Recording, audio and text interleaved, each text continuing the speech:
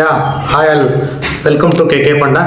ఈ వీడియోలో మాత్రం మీకు కంపెనీ ఎప్పుడు స్విచ్ అవ్వాలా, ఏ సిచ్యువేషన్లో స్విచ్ అవ్వాలా. చాలామంది నేను 2 years ఒకే కంపెనీలో వర్క్ చేస్తున్నాను, 3 years నుంచి ఒకే కంపెనీలో వర్క్ చేస్తున్నాను, లాస్ట్ 6 years నుంచి ఒకే కంపెనీలో వర్క్ చేస్తున్నాను. ఏ ఫ్యాక్టర్స్ని బేస్ చేసుకొని మనం కంపెనీ స్విచ్ అవ్వాలనేది జస్ట్ ఇన్ఫర్మేషన్ మాత్రమే. మీరు దీన్ని ఫాలో అవ్వాల్సినటువంటి, మీకు ఖచ్చితంగా ఇదే ఫాలో అవ్వాలని లేదు. నాకున్నటువంటి ఎక్స్పీరియన్స్ని బేస్ చేసుకొని జస్ట్ మీకు ఇన్ఫర్మేషన్ని పాస్ చేస్తున్నాను. ఫస్ట్ ఫర్ ఎగ్జాంపుల్, మీరు ఒక ఫ్రెషర్గా ఒక ఎంఎన్సీలో కానీ ఎక్కడైనా ఒక ప్రోడక్ట్ బేస్డ్ స్టార్టప్లో జాయిన్ అయినప్పుడు మీ కరెంట్ సిటీసీ ఎంత ఉంది? For example 3 lakhs, 4 lakhs, 6 lakhs అలా ఉంటుంది అనుకోండి. ఓకే, మీరు 3 to 4 years అక్కడే వర్క్ చేసినా కానీ మీ కరెంట్ సిటీసీ ఎంత ఉంటుంది? ఒక 1 lakh, 2 lakhs పెరిగి ఉంటుంది అనమాట. అటువంటిప్పుడు మీకు బర్డన్స్ ఫ్యామిలీ సైడ్ నుంచి కానీ మనకి ఏదైనా ఫైనాన్షియల్ బర్డన్ వచ్చినప్పుడు ఎక్కువ అమౌంట్ కావాలి అనుకున్నప్పుడు కూడా మీరు బాగా వేరే కొత్త స్కిల్స్ బాగా నేర్చుకొని కంపెనీ స్విచ్ అవ్వచ్చు, నో ప్రాబ్లం. ఇంకొకటి ఏంటంటే, మీరు కంపెనీ స్విచ్ అయ్యేటప్పుడు మాత్రం ఖచ్చితంగా మీ స్కిల్స్ని అప్డేట్ చేసుకోండి. స్కిల్స్ని అప్డేట్ చేసుకుంటేనే ఖచ్చితంగా మీరు కంపెనీ స్విచ్ అవ్వండి. లేకపోతే మీకు ప్యాకేజెస్ మీరు ఎక్స్పెక్ట్ చేసినంత రావు అనమాట.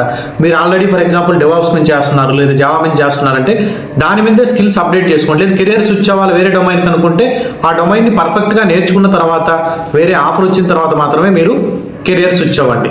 ఓకే, ఇంకొకటి ఏంటంటే, నేను చాలామంది ఫ్రెషర్లో కూడా అబ్జర్వ్ చేసింది. ఇంతకుముందు కూడా ఒక వీడియో దీనికి రిలేటెడ్ చేశాను నేను సిమిలర్గా.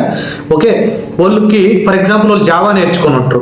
జావా నేర్చుకొని బాగా బేసిక్ నుంచి అడ్వాన్స్డ్ లెవెల్ వరకు ఫ్రేమ్ వర్క్స్ అన్ని నేర్చుకొని పర్ఫెక్ట్గా నేర్చుకొని ఉంటే కంపెనీకి వెళ్ళిన తర్వాత వాళ్ళకి ఏదో సపోర్ట్ రోలో, ఏదో మానిటరింగ్, అలా వేరే వేరే యాక్టివిటీస్, వేరే టాస్క్ మీద వర్క్ ఇచ్చేసి, ట్రైనింగ్ ఇచ్చేసి, కేటీ ఇచ్చేసి దాని మీద పని చేయమంటారు అనమాట.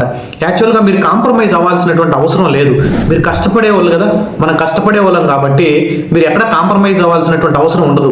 ఎందుకంటే మీరు డే అండ్ నైట్ కష్టపడతా ఉండి మీకు నచ్చినటువంటి వర్క్ మీరు చేయకపోతే ఓకే, మీకు అది సాటిస్ఫాక్షన్ ఉండదు. మనకి మీరు ఎంత అమౌంట్ ఎర్న్ చేసినా కానీ ఆ కంపెనీలో for example 6 lakhs per year నీకు శాలరీ ఇస్తున్నా కానీ మీకు సాటిస్ఫాక్షన్ ఉండదు. అటువంటిప్పుడు స్విచ్ అవ్వడం బెటర్ అని నా ఒపీనియన్. మీరు ఫాలో అవ్వాలి, ఇదే ఫాలో అవ్వాలని ఏం లేదు. ఇంకోటి ఏంటంటే, ఇక్కడ మెయిన్గా నేను కొన్ని పాయింట్స్ మీకు నోట్ చేశాను. మీకు ఆ కంపెనీలో సిటీసీ మీకు సాటిస్ఫైడ్ అనుకో, యాక్చువల్గా మార్కెట్ స్టాండర్డ్స్ ఇప్పుడు ప్రెసెంట్ ఎలా ఉన్నాయంటే, అది 2016-17 అయితే number of years into 2 lakhs. ఇప్పుడు ఫర్ ఎగ్జాంపుల్ 5 years ఉంటే 4 years ఉంటే అతనికి 8 lakhs మినిమం ఉండాలి. అప్పుడు అతను ఓకే, మార్కెట్ స్టాండర్డ్ శాలరీ కరెక్ట్గానే తీసుకుంటున్నాడు.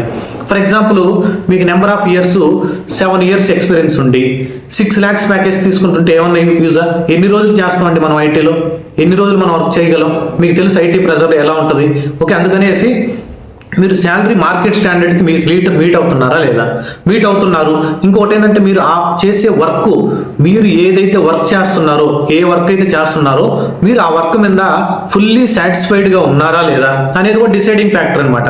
ఓకే, ఆ ఫుల్గా సాటిస్ఫైడ్ అయితే యూ కెన్ కంటిన్యూ. మీకు ఫైనాన్షియల్గా ఎటువంటి నీడ్ లేదనుకుంటే, స్మూత్గా జరిగిపోతుందంటే యూ కెన్ కంటిన్యూ. కానీ కెరియర్ గ్రోత్ అనేది ఉండదు. కెరియర్ గ్రోత్ అనేది మార్కెట్లో కొత్త కొత్త టెక్నాలజీస్ వస్తున్నాయి.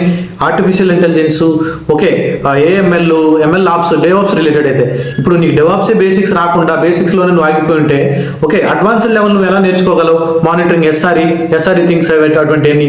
అందుకనేసి మీరు స్కిల్స్ అప్గ్రేడ్ చేసుకోండి.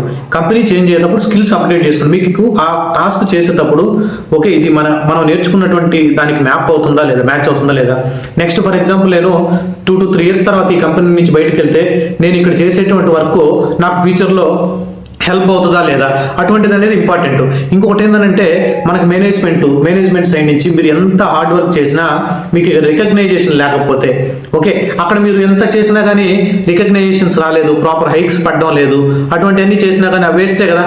మీరు డే అండ్ నైట్ కష్టపడి అన్ని స్టోరీ పాయింట్స్ అన్ని కరెక్ట్గా ప్రాపర్గా వర్క్ చేసి అన్ని స్టోరీ పాయింట్స్ అన్ని క్లోజ్ చేస్తాను, ఈ డైలీ టాస్క్లు అన్ని ఫినిష్ చేస్తూ ఉంటే మీరు ఖచ్చితంగా అప్రిషియేషన్ పొందాలి కదా.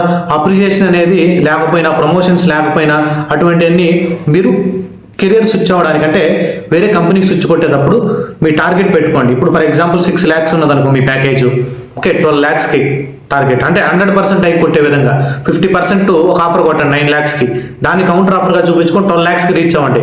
అప్పుడు జంప్ అయిపోండి అంతే. ఓకే, మీరు జెన్యూన్ ఎంప్లాయీస్ అయితే నేను చెప్పేది.